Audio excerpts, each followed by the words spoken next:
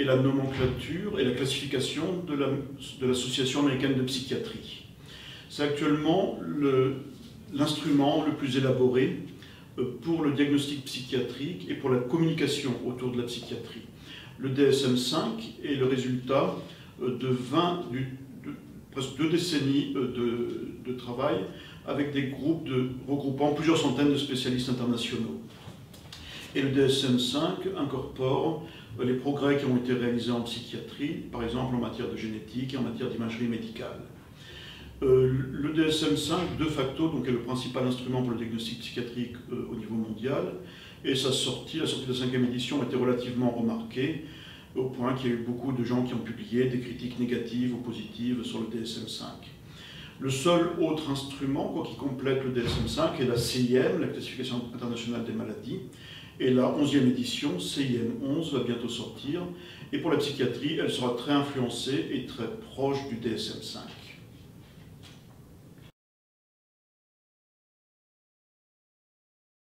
Donc nous avons traduit le DSM-5 en français, avec une 50aine de psychiatres et de psychologues français, également avec l'aide de collègues québécois et l'aide de la commission de terminologie au ministère de la Santé, qui inclut des linguistes et par exemple des représentants de l'Académie française. Nous avons voulu proposer un terme français pour tous les termes anglais, notamment pour les néologismes, pour les nouveaux termes anglais. C'est quelque chose qui était important pour nous. C'est un choix que n'ont par exemple pas fait les traductions italiennes et allemandes, qui ont gardé beaucoup de termes anglais. Mais nous voulions vraiment offrir une alternative en français pour tous les cliniciens.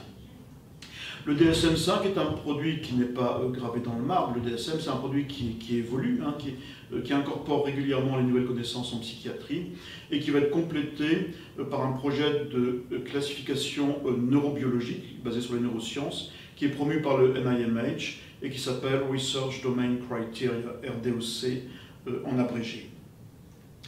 Le DSM-5 est un livre aussi qui est assez hétérogène, assez multiforme, parce qu'il ne se limite pas au diagnostic psychiatrique classique, mais il offre aussi, le DSM-5 offre des instruments pour la psychiatrie sociale, avec par exemple l'entretien de formulation culturelle, qui permet d'explorer l'environnement culturel du patient.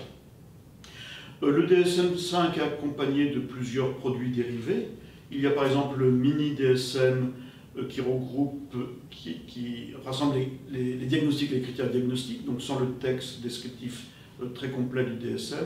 Et tout dernièrement, il y a un produit qui est très bien fait, ce sont des cas cliniques. Chaque cas clinique, donc de nombreux cas cliniques pour illustrer les différents diagnostics du DSM, chaque cas clinique a été rédigé par un des spécialistes internationaux de la question, avec donc des cas cliniques qui sont très raffinés et une discussion qui permet de comprendre, d'illustrer comment on fait le diagnostic différentiel, la recherche des comorbidités dans le DSM-5. Merci.